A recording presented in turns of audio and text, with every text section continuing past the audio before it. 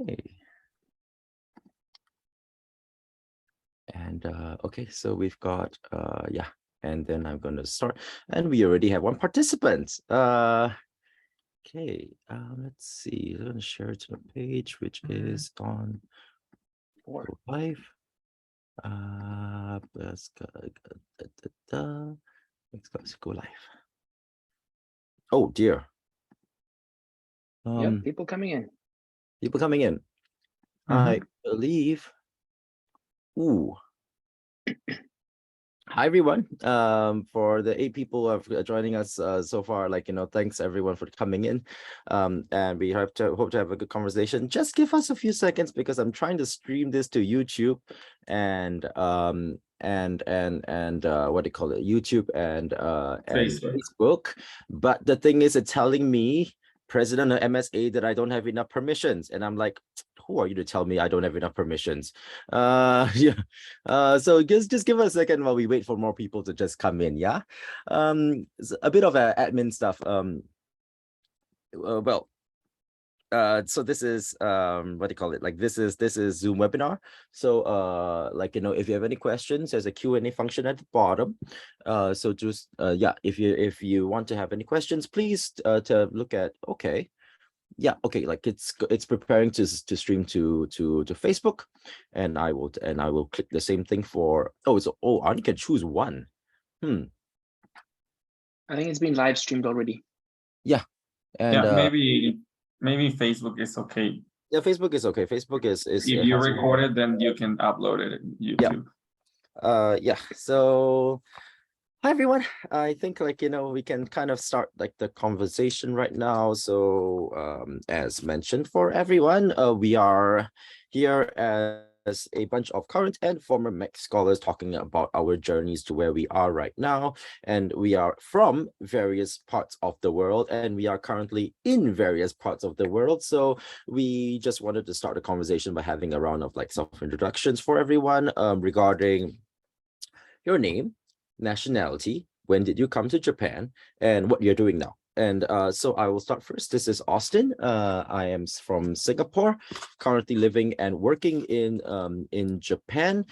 Came in 2012 under the Bachelor Scholarship, graduated in 2017, and have been working in Tokyo since then. So I'm mainly an IT engineer, but I also do a translation and interpretation between Japanese and English. And I do other random things well, this is not a random thing. This is an important thing. Yes. I'm currently leader of the MEXT Scholars Association, and sell Nihonshu sake in Singapore as well. So yes, that's me in short. So maybe we'll have one person from the other side of the Pacific Ocean first. So maybe a Francisco, what about you? Self-introduction, please. Hello, everyone. Good day in Japan, and that's in Asia, and good evening in this side of the world, in the Americas. I'm Francisco Valencia. You can call me Frank. I went to Japan in 2010 with a graduate studies scholarship to Tokyo Institute of Technology. Nowadays, I'm a consultant at Nomura Research Institute America. You probably might heard it's the largest think tank from Japan, but I belong to the regional headquarters in this side of this world. I'm also a professor in a private university in Mexico, Anáhuac University. And that's basically my introduction. I give it back to you. Probably we can go to Harry now. Sure. Hi, everyone from me too. I'm Harry. I'm the head of Kanto region at the MSA, MEXT Scholars Association. I am from Greece, and I first came to Japan in 2018 with a MEXT scholarship for a master's degree, embassy recommendation. And I did my master's in media and interaction design in Keio University, where I'm continuing my PhD in the same field right now. And before coming to Japan, my studies and professional experience was in architecture and filmmaking as well. So also a bunch of stuff there, random stuff, as Austin said before. Good to have you everyone today. And Rosa, you're up next. Yes, thank you very much for giving me the opportunity to share with you guys and with everybody who is listening. I'm from Colombia. I'm living currently in Colombia. I actually attended Sophia University, thanks to scholarship, to do my master's degree in global studies. I was attending school from 2006 until 2009, but I had the possibility to stay in Japan for work, and I actually ended up living in Japan for almost a decade. It was a great opportunity. It was a lovely country, indeed. It is a lovely country. And currently, I'm working for the Japanese embassy here in Colombia, but I also have a radio program that talks about Asia, of course, about Japan, and I have different contributions to Colombian media, mostly regarding Japan and Asia. So that's basically what I did. I'm very thankful to have had that opportunity and also to be here this evening in Colombia, this morning in Asia. Thank you. Thanks to everyone for your self-introductions, for the people who have joined us on the live stream and for on Zoom, right? Please, this is, we're going to talk a bit first, but at the bottom of your screen, there should be some Q&A thing that you can go in and you can actually put in your questions, or I believe that you have the access to the chat as well. So if you have anything that you want to ask us about our experiences, or maybe, for example, if you are a current MEXT scholar or an alumni and you want some advice about a certain topic, feel free to add your comments and your questions into the chat and the Q&A, and we'll be very happy to talk about these kind of things. So just to further the conversation, so we've all, Harry, you're still studying. The rest of us are old people, and we need to, and we kind of I think we've got some space in our careers, after we've graduated. So I guess for me, I think my next question I want to ask everyone is in a very, very broad sense, and to touch on whatever you think is relevant on this, but was coming to Japan on the MEXT scholarship the correct decision? And by extension, right, how did that stay under the MEXT scholarship actually connect to whatever you're doing right now? Is I think the next one that I do want to ask from. Does anybody want to start your opinions on this first?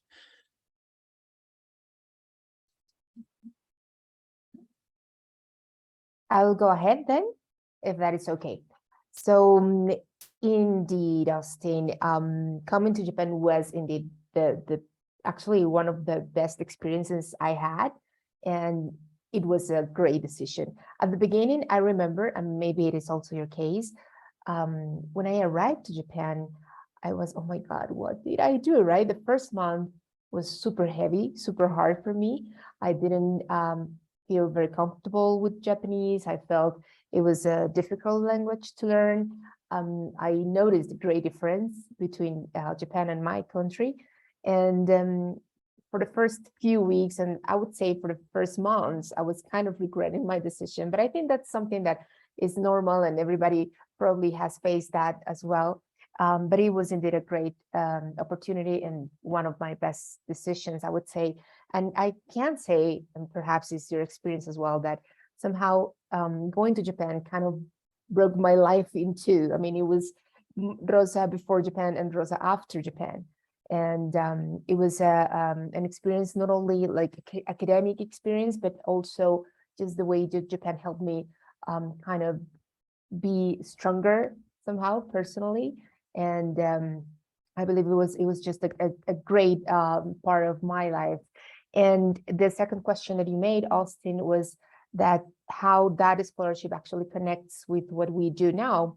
In my case, it's quite evident because I work for the Japanese embassy, but also besides like my current job and my official job, I have the opportunity to create this scenario, this radio program that allows me to share more about Japan in a more free way. Somehow that's my space of allowing other people to get to know more information about Asia in general and Japan in particular. So I would say that indeed the creation of that media space for Colombia, which is a country that somehow is still learning about Asia and learning about Japan, is one of my greatest, I wouldn't say goal, but it's something that I very much appreciate and value and try to do every weekend by the way. It's the radio program broadcast in Colombia that makes us closer to Asia. So that would be my comment for now, Austin.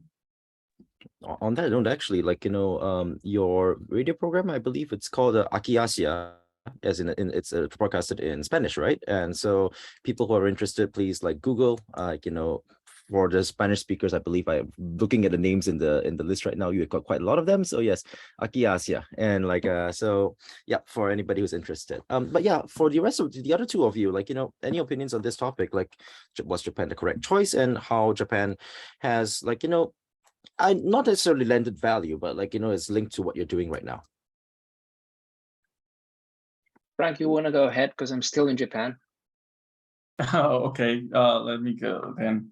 Okay. So basically, when I was deciding about doing grad studies, that was particularly around the first years when Mexico started a foreign trade agreement with Japan in the mid 2000s. And I was able actually to go to Japan as for vacation, just to by firsthand get to know if the country was actually the right decision. And yeah, that's when I actually knew about the MEXT scholarship, by asking and requesting directly to the international offices.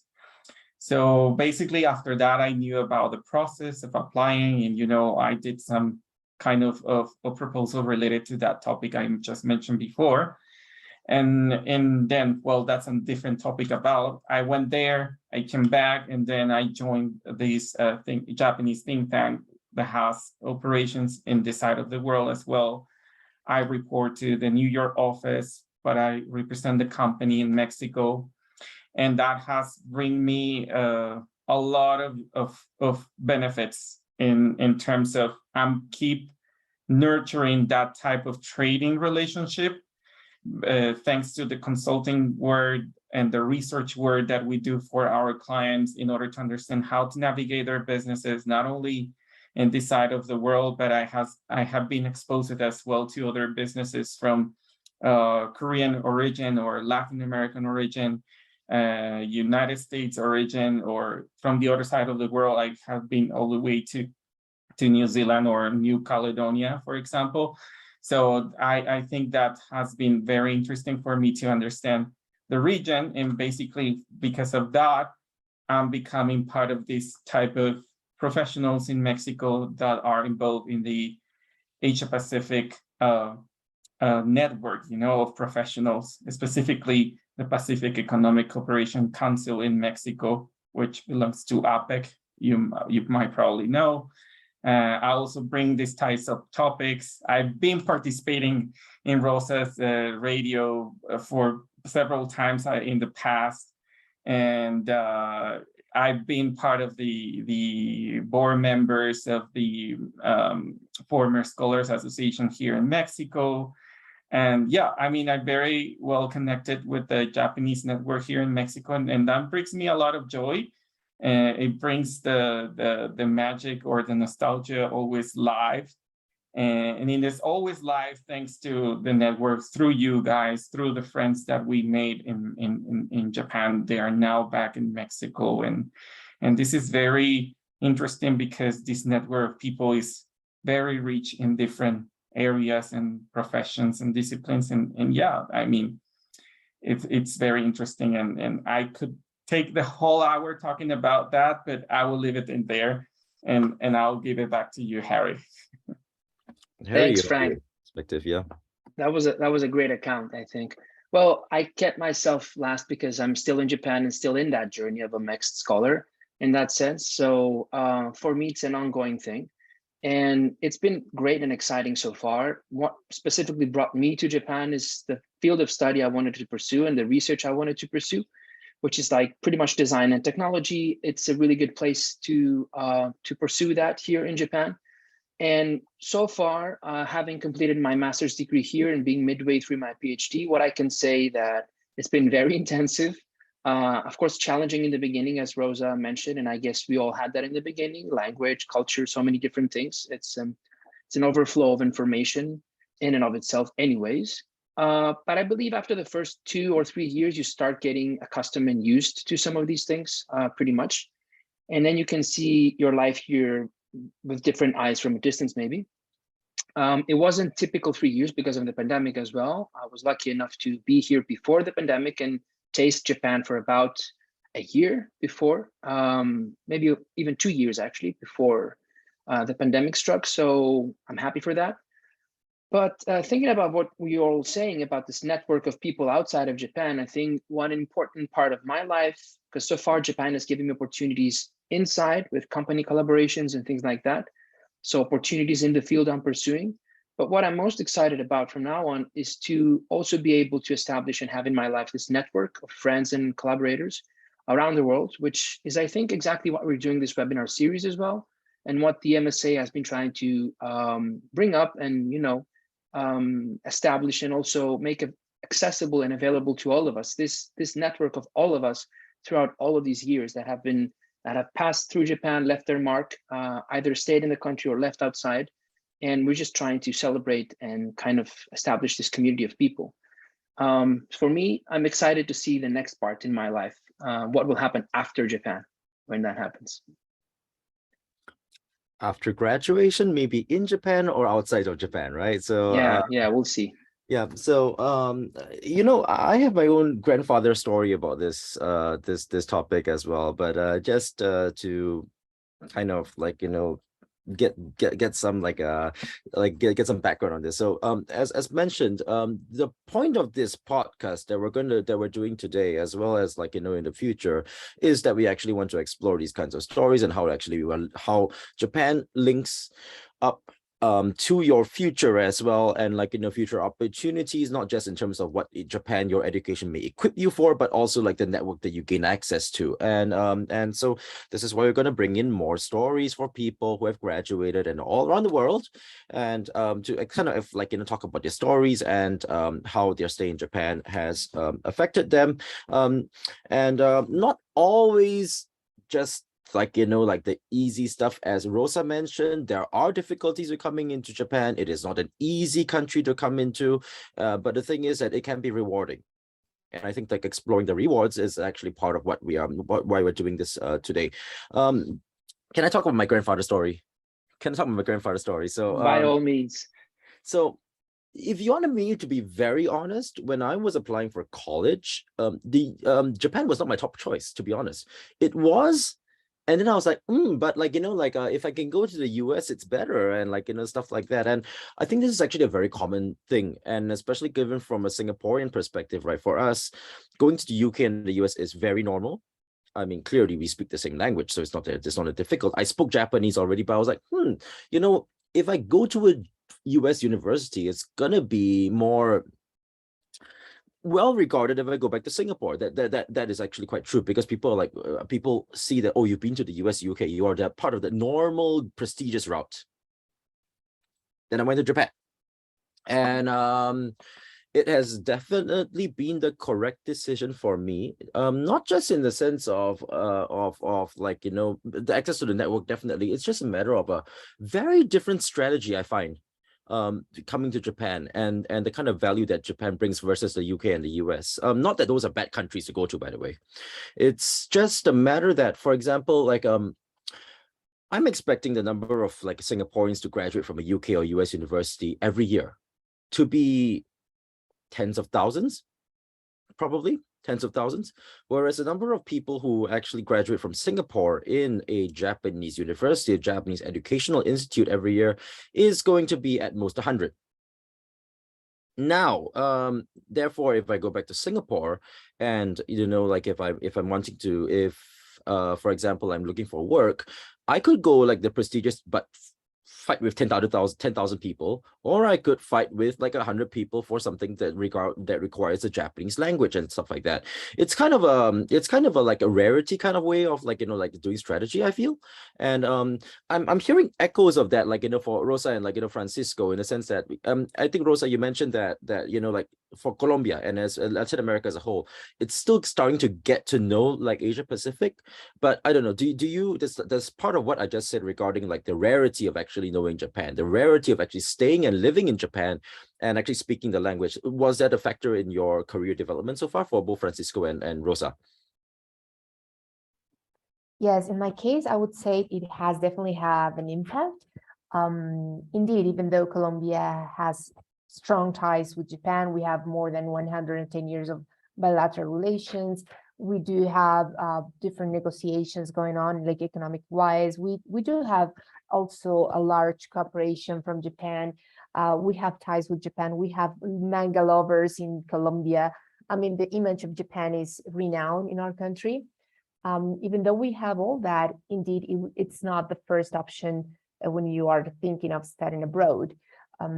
It's still not very, yes, perhaps the same as you were mentioning about Singapore. For us in this region, or at least in Colombia, the most common destination or desired destination would be the United States, perhaps Canada or Europe.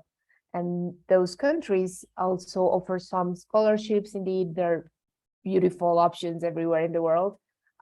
So in my case, it was also different to choose Japan. And many people were actually wondering if my profile, because I'm a journalist and I have some kind of humanistic, experience. And many people were, okay, but maybe if you are an IT major, as you are, Austin, or if you're an industrial engineer or something like that, maybe Japan is a good fit. And yes, indeed, I remember those years when I was choosing Japan, people could make those comments. Why Japan? Why that far? You're not an IT people. Yes, it was a different kind of perspective. But now that I'm back to my country and that I've seen everything that Japan has given me, I'm indeed very thankful. And people actually have seen my experience, and I do feel that some have, like kind of motivated themselves to explore Japan and to get to know about Japan. And hopefully these kind of spaces actually help other people to, realize that it is indeed a good decision, no matter your major and no matter how far we are. And I feel somehow we are ambassadors in whatever country we are to be able to create those bonds and to say, the world still, even if it is so big, even if we are geographically like far away, we can be together and we can go to Japan. So yes, that would be my comment. And I believe Francisco has something kind of similar to say, perhaps. I think it's similar, but I do come from a background of being an industrial engineer. So I knew from my bachelor's all about the Toyota culture and so on. So I was not so, unfamiliar to the idea of going to Japan, and probably neither the connections that I have around me were like shocked when I was thinking to do that. Probably the people who were outside my circle of friends or colleagues in industrial engineering, yet they have this similar thought, right? Like why Japan? Or why don't you go back to France? You live there, it's easier for you, and probably was a practical way, or yeah, United States. But at the end of the day, I also have this rewarding moment now that I teach, for example, at undergrad international business, and I talk about myself and my experience to my students, and they always ask, why do you decide that? And I was like, probably I become more certain that I wanted to be more special, I think there's a lot of people in our countries that become very competitive in having the knowledge on international businesses from Europe or United States, or probably even sometimes Latin America, but not from Asia. And that's a point that becomes a competitive advantage for us, and becomes very significant for me, for the development of my career, to provide a different input, and also to motivate new generation of students to look at Japan for as a different option, and not only Japan, right? The rest of Asia or Asia Pacific. So there's an interesting thing down here. And so Rosa, you actually did say that, like IT major, right? The funny thing is that I am actually not an IT major. I am actually a political science major, but I won't go too much into detail, but it's pretty much because of Japan that I managed to move into IT from a non-IT background. This involves the way that that Japan actually does its fresh graduate recruiting and these kind of things. Maybe a different topic from a different time, but yeah. So there are these kinds of benefits as well, different system, different ways of actually making the best out of those systems, right? Yeah. Harry, do you have anything to say on this topic? Yeah. Yeah, just from my perspective as a European, I think I pretty much agree with what Frank and Rosa said, that Japan, at least for Europeans or Greeks in my sense as well, it's definitely not an obvious choice to pursue studies or career, especially for a small country like Greece. There's not a lot of people that want to go to Japan. And because at the same time, because of the presence of Japan globally in many, many aspects through institutions, companies, the corporate sector and everything, you do have a competitive advantage after having spent time in Japan and even specifically studied in Japan, understanding the ways, Japanese people work and the language possibly and other things as that. And I think it's a deviation from the path, the obvious path that lots of Europeans usually follow, studying either in Europe or an English-speaking Western country, usually UK or US in that case as well. And it offers a competitive edge and advantage, which I think, it comes at the cost of having to adjust in a completely different culture from the start, learning a language and everything, but it can be much more fruitful in the long run. That's what I think. Much agreed. For people joining us live on Zoom, yes, you have a Q&A section. I know quite a few of you are using this as either late evening radio or kind of lunchtime radio, but it doesn't just have to be the four of us asking each other questions, you have the Q&A at the bottom. So Q&A or chat, just let us know if you have any questions about any of the speakers' backgrounds, any of the any of the or any questions, any of our opinions regarding maybe even the presence of Japan in the world right now. Yeah. Okay. So that's just a point that because I just want to involve more people. Yeah. Okay. So we talked a bit about the career, but I just want to rewind it a bit and let's talk about our what's this thing down here? The most memorable lives of your time so far in Japan. So we just to move the conversation a bit lighter right now. But yeah, anybody has any so just based on this prompt, most memorable moments of your life in Japan so far? Ideas, things you want to talk about? Yeah. Yes. Actually, I have many. Many. Of course, we went to Japan to study, but as we know, universities give us a great option to be involved with clubs, with other people, meeting people from all around the world, from all around Asia. And I would say that indeed, being in Japan also gave me great friendships. And among all of the great friends that I could make in Japan, there was one in particular, many of them are very special to me, but one of them is called Kazuki. And I used to sing with him. He's a great guitarist, a great musician, and I got to, we kind of formed a duo and created a little duo to perform Colombian music in Japan. And we also made Japanese versions of Colombian music. And we perform in different occasions and different events. And I believe that's one of my greatest experiences as well. Many, I could list plenty of them, but I remember with particular affection that kind of scene when I was singing and sharing Colombian culture with others with my friend Kazuki from Japan. I would say that for now.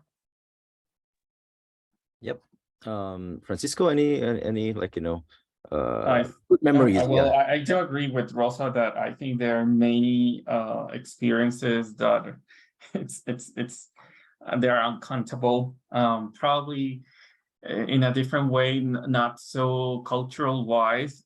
I think it was the exposure that we were able to reach thanks to the, I don't know, the means of the university and the networks of the university. I remember that I was able to have high-level discussions with special guests that they brought from different parts. I don't know, like I remember that at Tokyo Tech, once we were able to speak with Caroline Kennedy, the daughter of John F. Kennedy. She was the ambassador of the United States there. In another chance, we were able to hear a lecture from Christine Lagarde from the IMF in Keio University, or I attended another conference where I was able to speak for a few minutes with Hiroshi Mikitani, which is the CEO of Rakuten. And I was speaking to him about the possibility of entering Mexican market or something like that. And you know, this type of opportunities, I think, are very unique because I think there are no boundaries most of the time in this type of events, that you can speak to these people directly.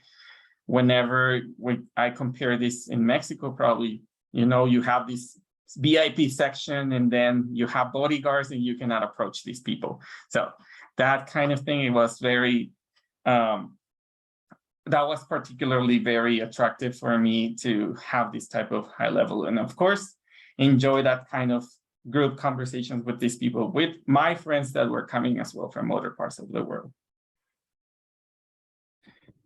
Actually, on this point, like, you know, I want to throw the time to Harry right now, because, like, you know, I mean, you're still currently studying, but in a sense, like, you know, in terms of like the project work you've been doing so far, I mean, it can be other stuff as well, but is there anything that you want to highlight based on your stay in Japan?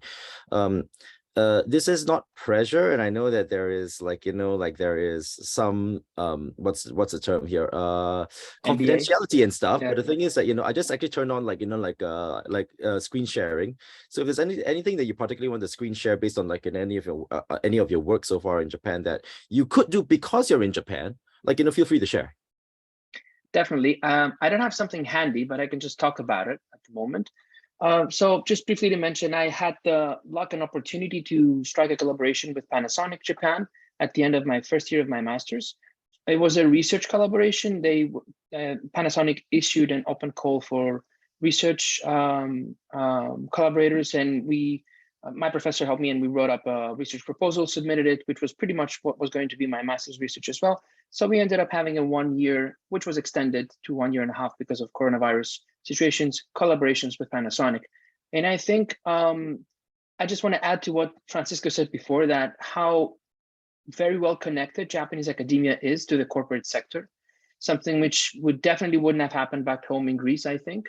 And also, exactly because of the width and the depth, let's say, of the Japanese corporate sector, funding is also quite substantial in these cases. So it really enables you to pursue proposals and research and actually think bigger, think crazier if you'd like, right, with things, and actually achieve things that you wouldn't be able to do outside of Japan. And of course, given the opportunity to create something, you know, relatively big in that sense, also opens up doors outside of Japan, because you attend conferences to present your work.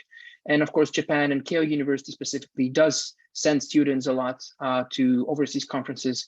I also had the luck to exhibit at a media art exhibition in Roppongi. So I think it's an environment that pretty much gives you opportunities already within the years of your study to advance your career and network and do all those things. And somehow all this is very well interconnected. It's a very well-oiled machine in Japan, the way these things works. Yeah, that's what I have to say, my 2 cents. And we already have some questions. So the thing is, I was thinking of like just going into the questions, but first, just to see where everyone is from who is joining us, give me a second down here.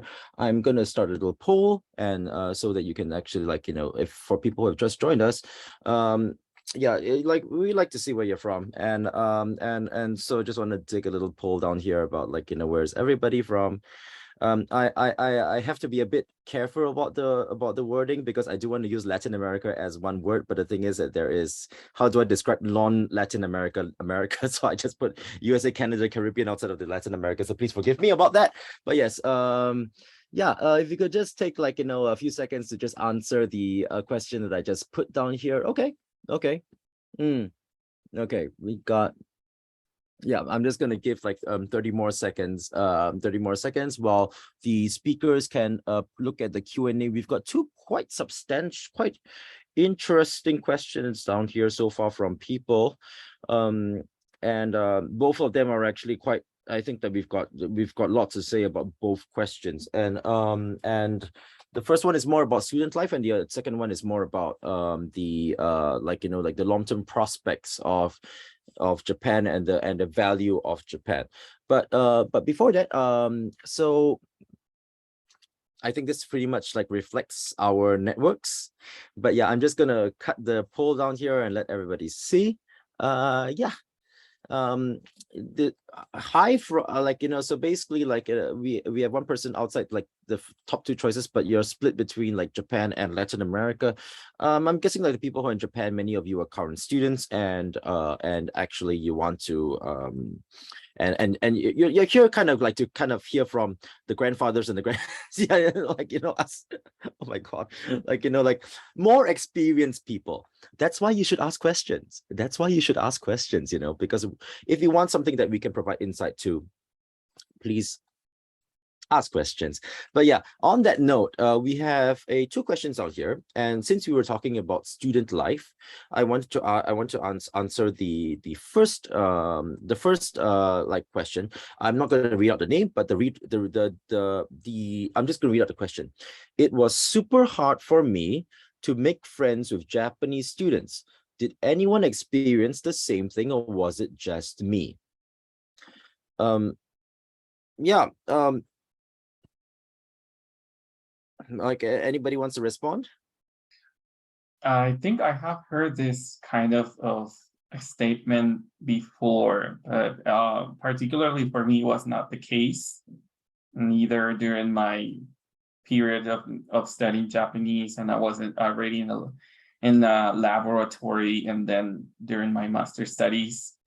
I do have very good Japanese friends, and I'm still in very good contact with them, and some of them they have even visited me in Mexico, and the communications are even very stable. During the pandemic, we were very caring about communicating with each other, how we were doing, and you know, I think, but what I think is very particular across my Japanese friends is that probably 90% of them have studied another language or have lived abroad.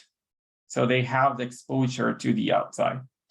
So I would say that their particular characteristics or skills are curiosity to the outside, and probably a little bit less how to say rigid to the social norms in like in Japan, right? So, but yeah, I was one of the lucky ones, and I'm one of the lucky ones to still have very good friends in Japan that I do really want to visit again. So please tell your government to open the borders.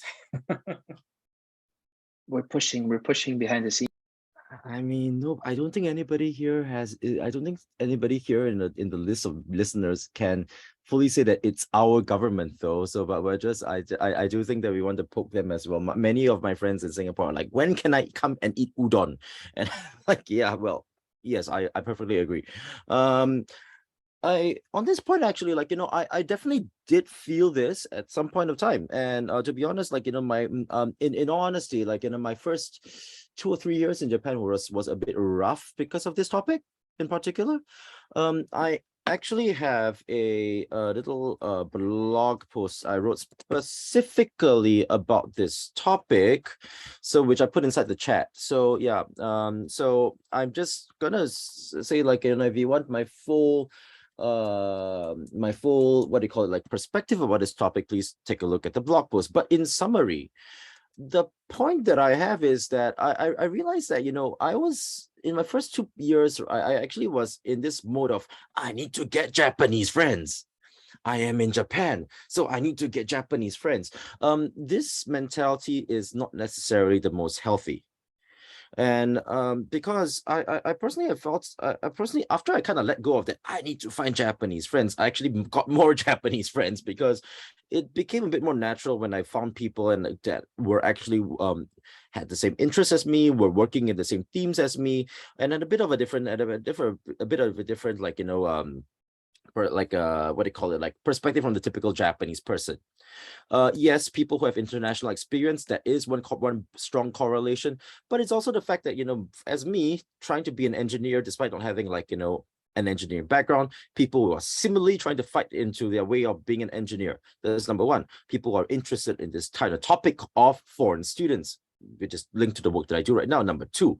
And it became much easier once I started looking at people from that perspective, rather than just like talking about finding Japanese friends. But yeah, that's the short answer to it. Like, in a long story, please see my blog. Yeah. Anybody wants to add anything on this topic? Yeah. So Harry or Rosa? I have a few things to say, if you don't mind, Rosa, right? Of course, go ahead.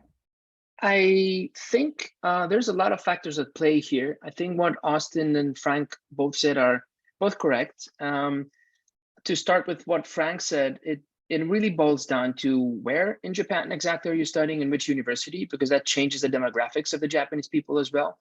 That is true in the biggest universities and the big national universities, regional ones, like Tokyo University, Kyoto University, etc., or the big private ones like Keio, Waseda, Tokyo Tech, etc.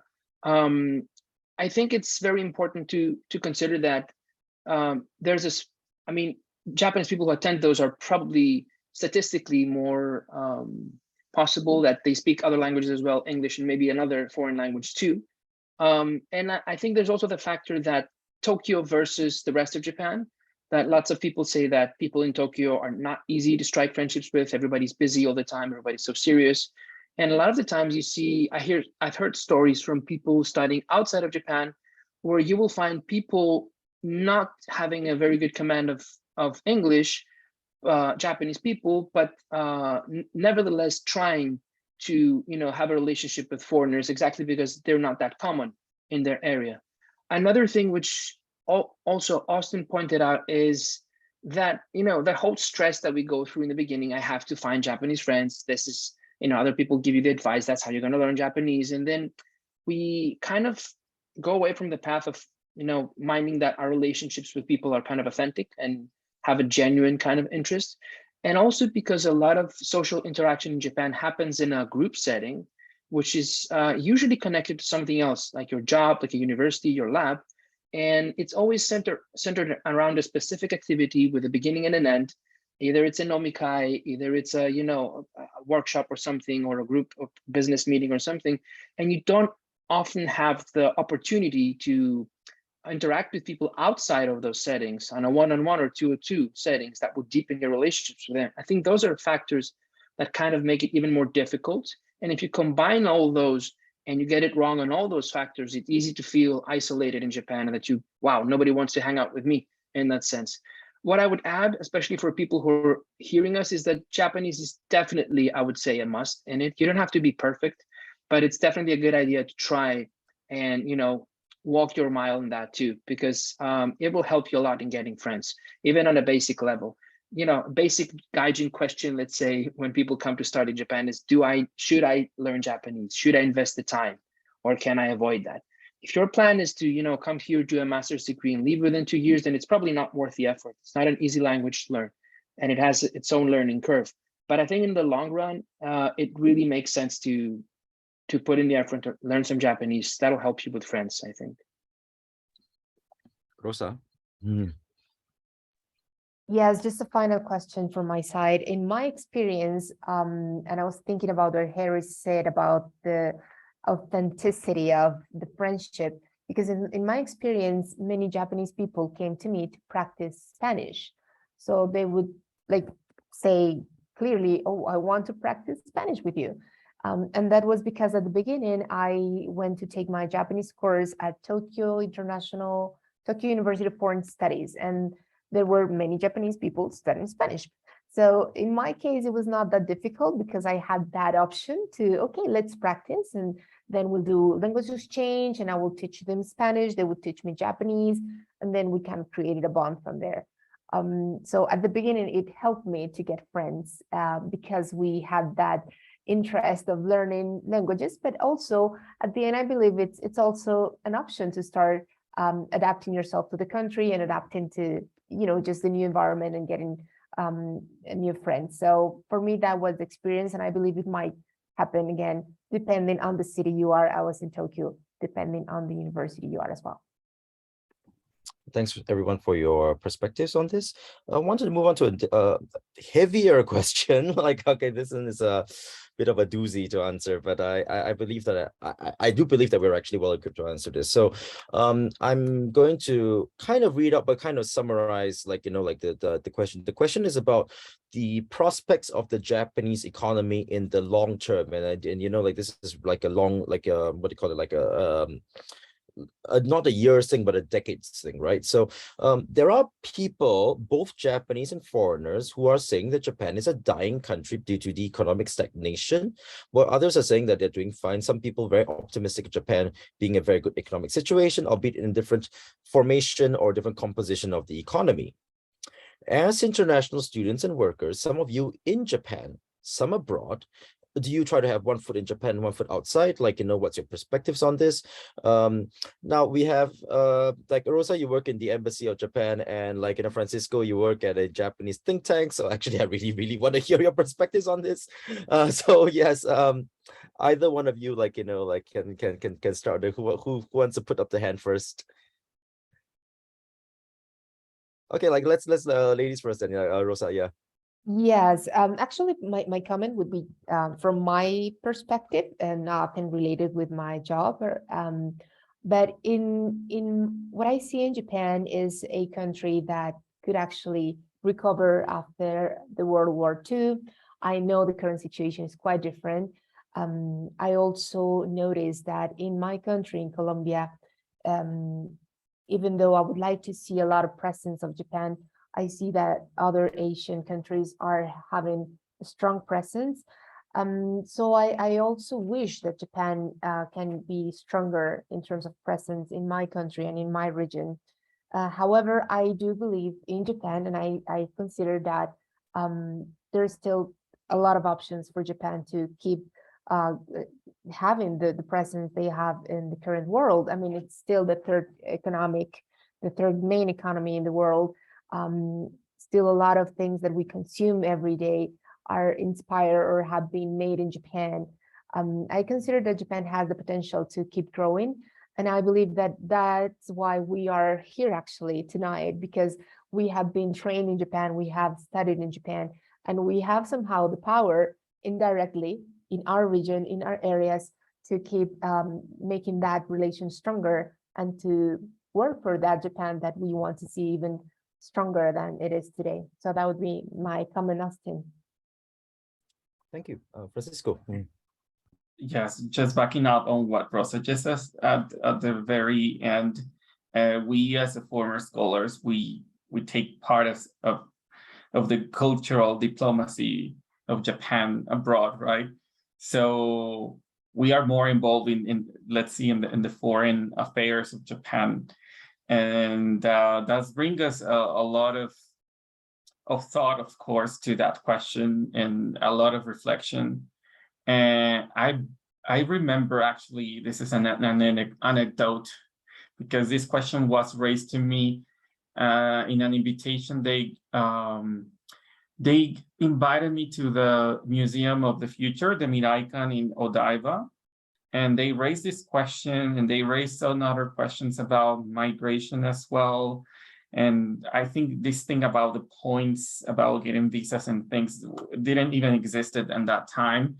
But when they raise about the future of the economy in Japan, a lot of the students remark the strength of the Japanese people on being able to change things as it happened after the World War. If you are able to go back to that feeling or that strength, probably you will find the areas of work opportunity.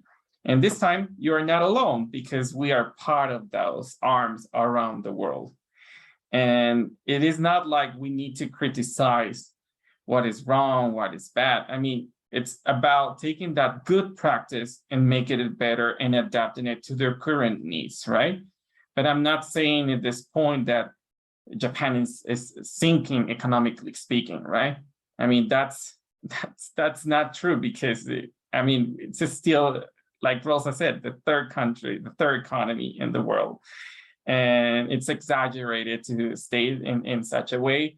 So we just need to be a little bit more patient, because that's part of the culture as well. The consensus and, all these circles of speaking. And I do believe that at certain moment, the intergenerational dialogue will happen. We need to reduce that gap of understanding between those different generations in Japan, and probably that area opportunity for the good change, for the better, will happen. But I don't know how, but I can see it as a foreigner who has lived there and who appreciates that part of the history that made Japanese people to look like very resilient. And especially for us as well, that we lived during the period of the big earthquake back in 2011, even though it was a short period, it's something that affected, and people were able to face it most of the time, very responsibly and with a lot of faith and united. So I believe it's the same thing. You just need to find a way.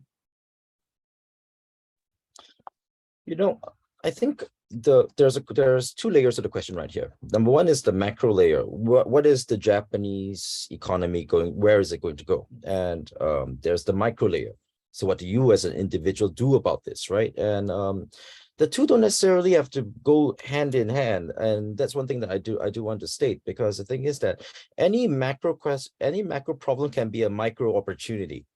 And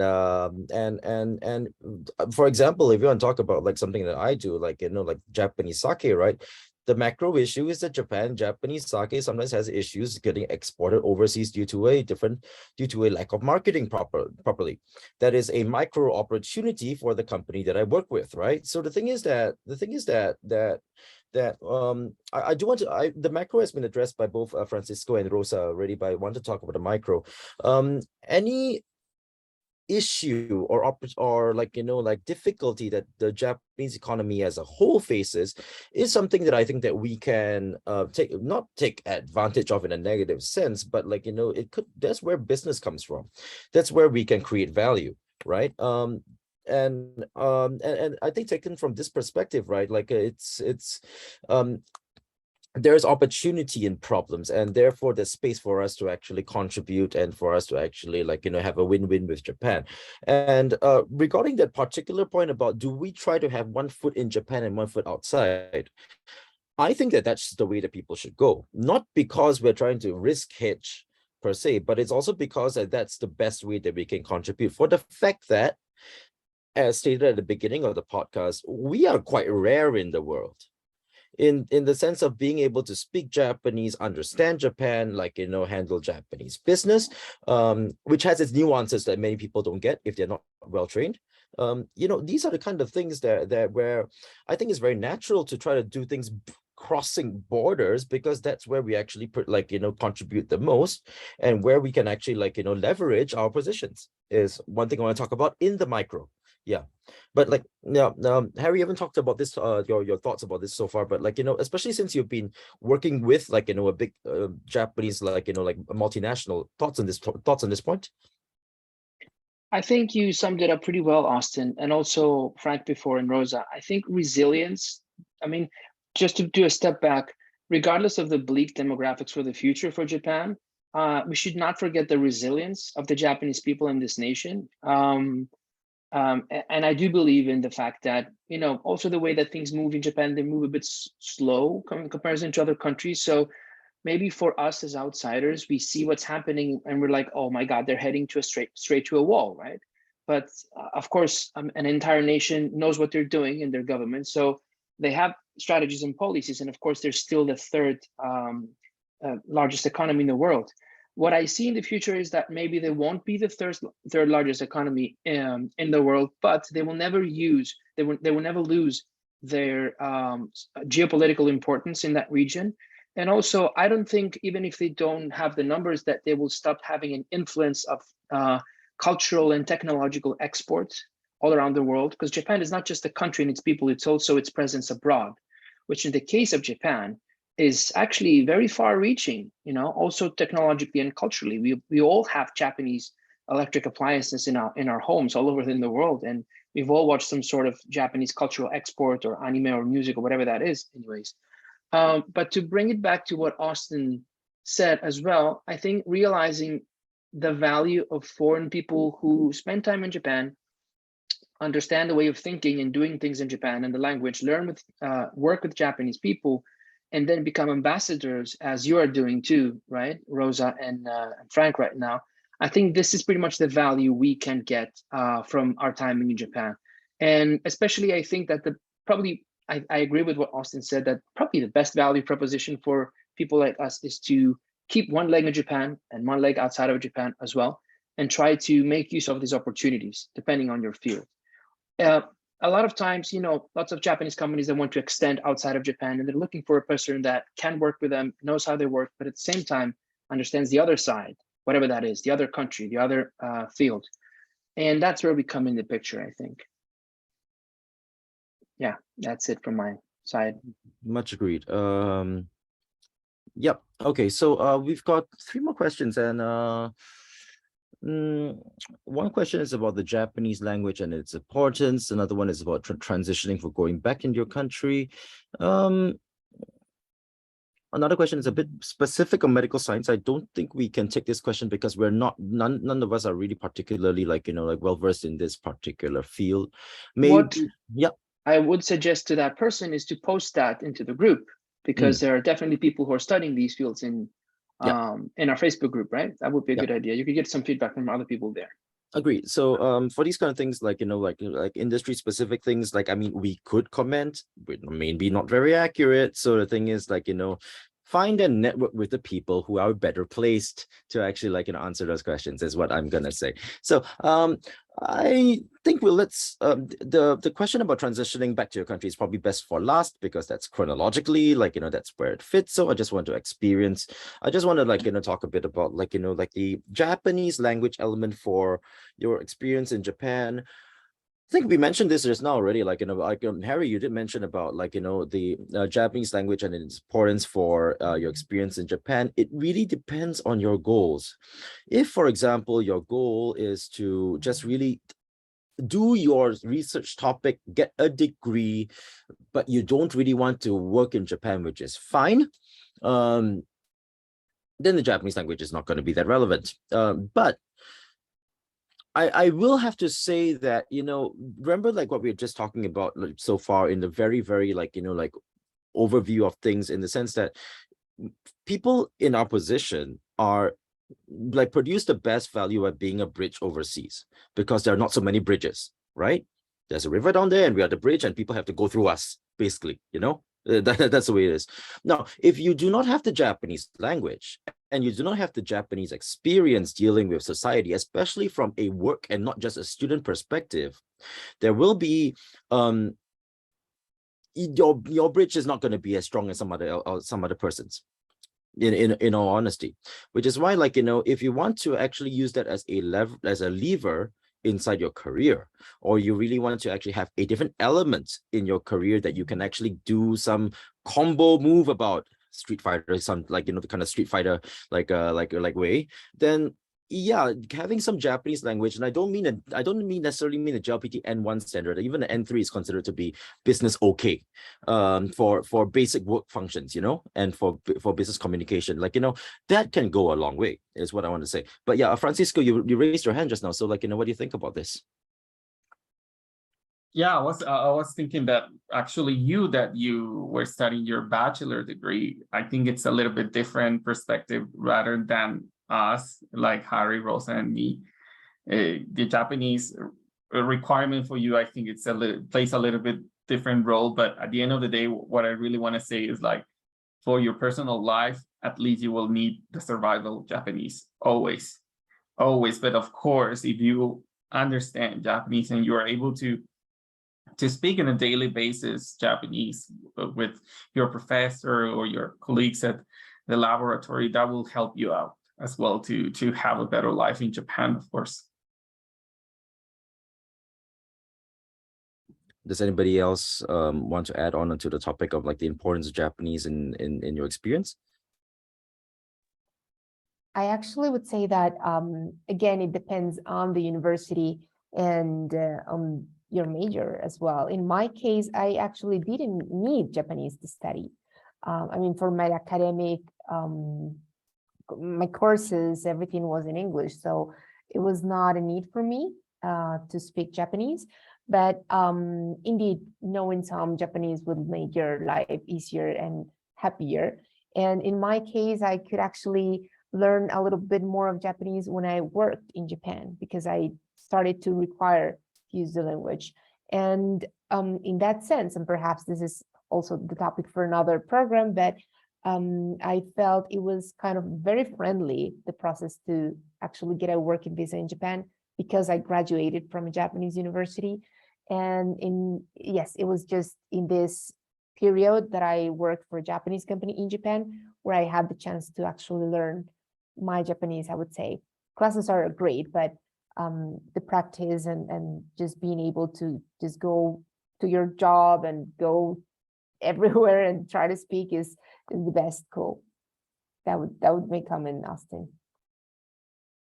Hey, we have a comment from a listener who is I think the question is more of like, so what would we advise in this situation? So the comment is, the problem is that most of the person's professors don't speak English, and that the person has to spend the first year of the PhD studying only Japanese. So if you were to meet in person a kohai who is facing this kind of issue, what would your advice be?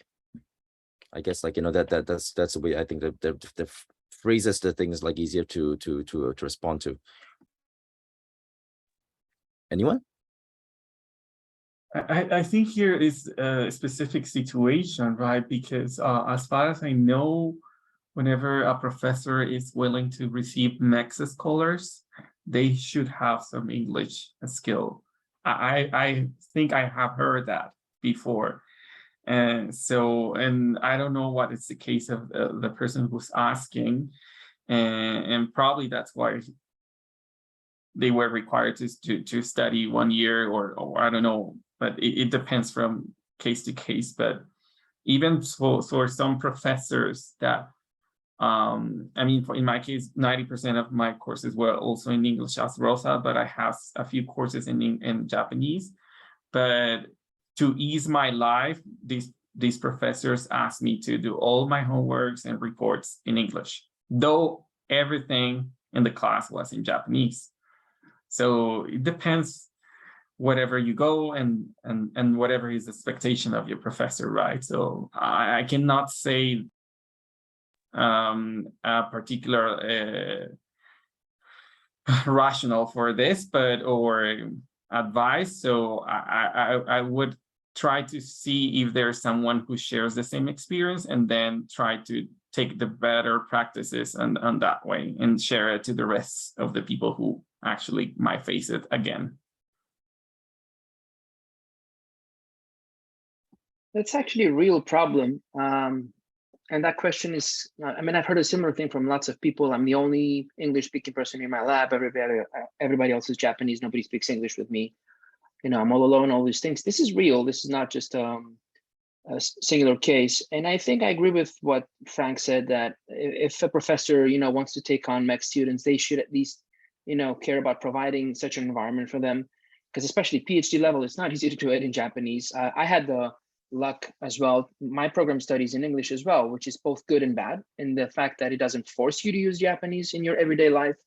And when my collaboration with Panasonic came kind of early at the end of my first year in Japan, of course, my Japanese was not up to par to, speak with these people with the Panasonic people in Japanese. So it was kind of a mix of English and Japanese all the way, which made it a bit challenging.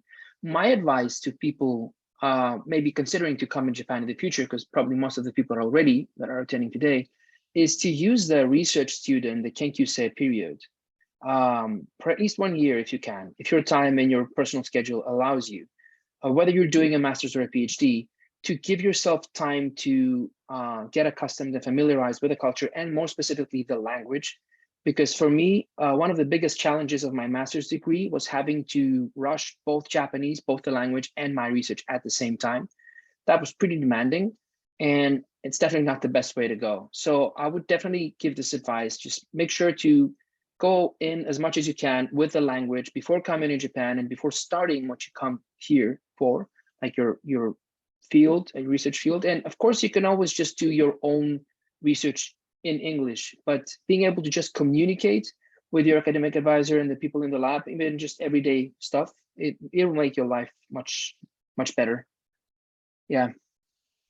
That's a real problem, though. It is a real problem, and I do have to say, as somebody who looks at MEXT Scholars, right, this is not an isolated case. We do know of cases which actually have been told that they are going to come and study in English, only for the whole course to be in Japanese, including the lectures and including all material, and including coursework as well. So we do know of these cases, in all honesty. Now, because I do want to address some like a bit more concrete stuff that may be relevant for this person. Number one, find your support, and we have the group for this precisely because you are not the only person who have done this. Other people have gone through this before. And because other people have gone through this before, you may find some advice that actually pertains, is relevant to you. Please post it on the MSA group. Number two, think about your goals. Okay. Now, when you are, and think about your goals and your own health as well. Because the thing is that, I'm not saying that this is an easy transition for you. This can be a very difficult transition for you. So, if your goals and your, if you came to Japan with your goal being A and you're getting B and you're just not really what I came for, then the thing is that it's really up to, it's really up to your own decision to control your own life. And maybe, for example, some people will leave their PhDs and go find a job instead. Some people do that. Some people do that. So just remember that you have more options than just sticking to whatever's put in front of you. But on the other hand, I have to say that out of the people who have been through your situation, some people have endured, and on hindsight, found it extremely rewarding.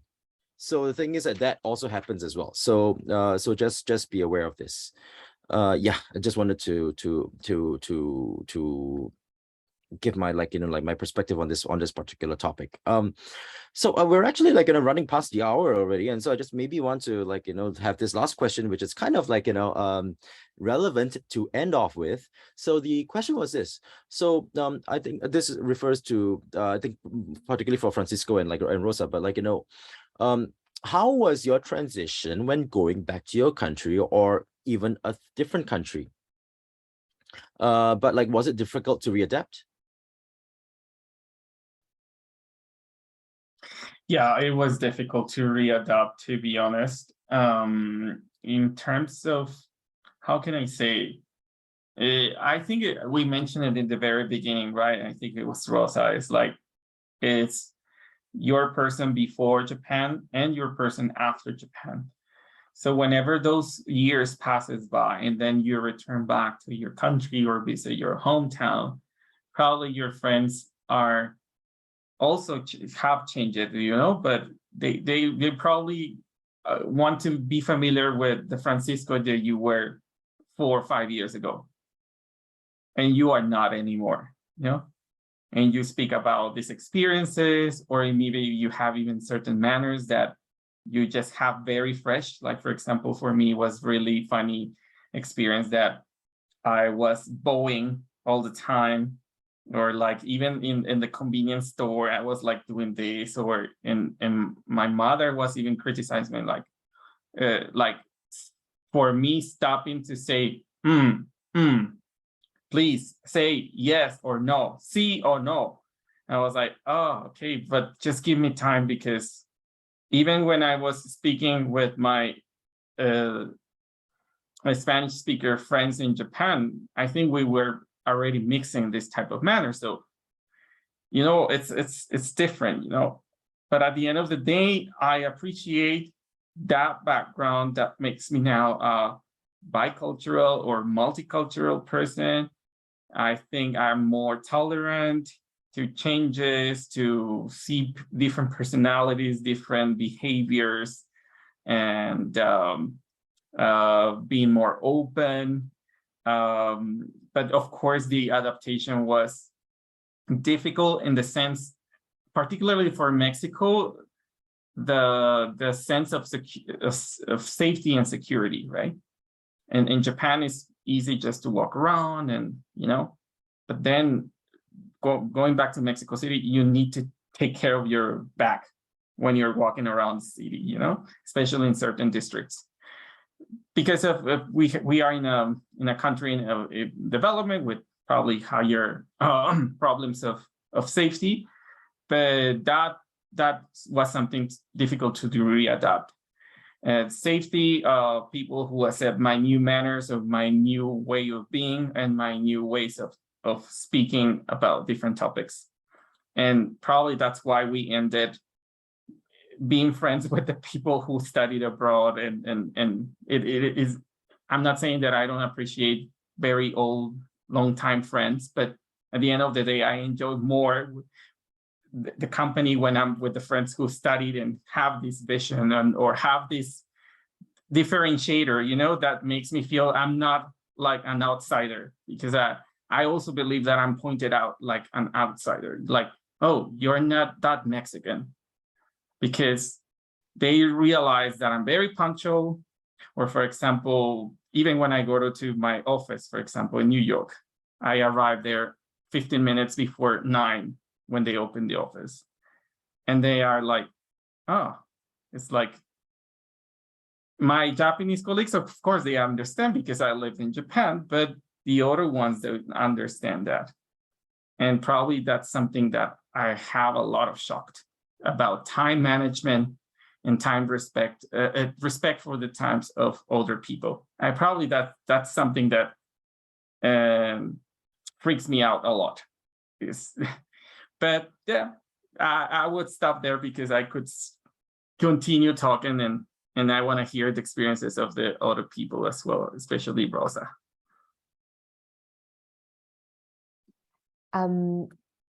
Yes, Austin, I was going to say, following up the ideas that Francisca mentioned, that actually after Japan, I went to Mexico first for work. And, I was living in Japan for almost a decade. And then I landed in Mexico, lovely country. It's like my second country as well. But I felt the difference just in the environment itself. I felt the difference when crossing the streets, because it was a little bit more, there's a little bit of chaos in a big city as Mexico City.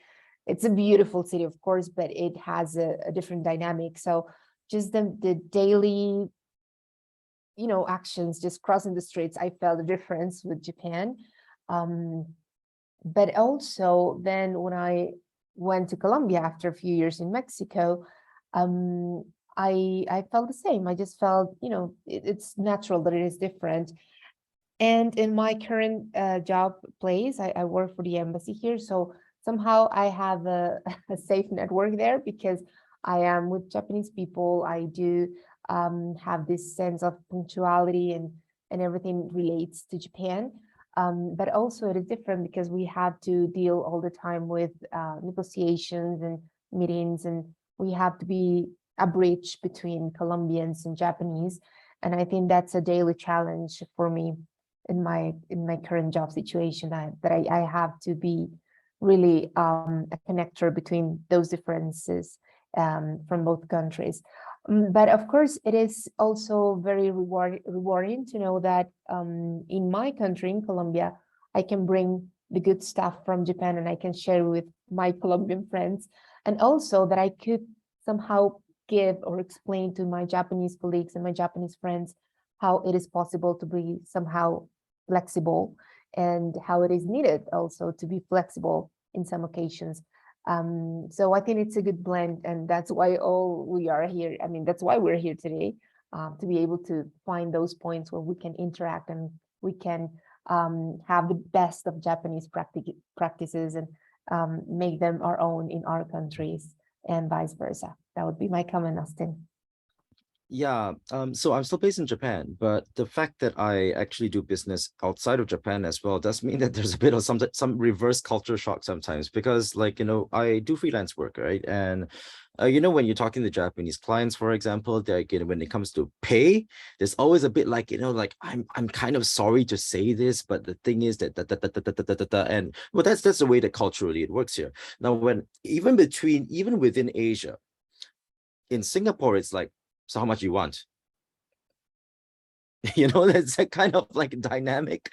And so it did take a bit of like, getting used to it, just saying that, I want this, without like, without actually adding that, like, I'm really sorry for all this and stuff like that. But, after a while, you realize that being able to adjust to the both modes, even going after that initial difficulty bump in having to switch, right, is actually your strength. It's not a difficulty, but as I mentioned just now, in every problem lies an opportunity, and your thing is that that is something that you can do, whereas most other people cannot do, and that's why people sometimes approach me when it comes to, for example, my company is thinking about going into Japan, but we don't know what's happening.